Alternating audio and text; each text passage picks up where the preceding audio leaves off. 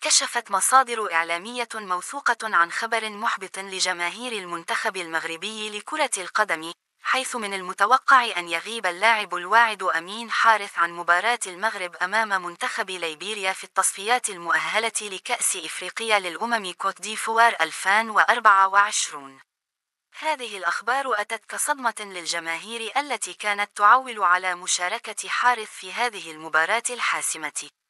المباراة المرتقبة ستقام يوم السبت 9 سبتمبر الجاري في الملعب الكبير بأكادير، وهي جزء من الجولة الأخيرة من التصفيات المؤهلة للبطولة الإفريقية.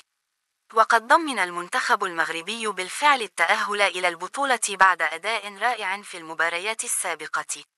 يأتي هذا الإعلان الصادم بعد إصابة أمين حارث خلال مشاركته مع فريقه أولمبيك مارسيليا في الدوري الفرنسي. ورغم أن تفاصيل الإصابة لم تعلن بعد بدقة، إلا أن من المؤكد أنها ستجعله غير قادر على المشاركة في المباراة المهمة أمام ليبيريا. إلى جانب مباراة ليبيريا، كان من المتوقع أن يلعب حارث مع المنتخب المغربي في مباراة ودية أخرى أمام بوركينا فاسو يوم 12 سبتمبر في فرنسا، ولكن من غير الواضح الآن ما إذا كان سيكون قادرا على المشاركة في هذه المباراة الودية. يعتبر أمين حارث لاعبا مهما في تشكيلة المنتخب المغربي، وإصابته ستكون خسارة كبيرة للفريق.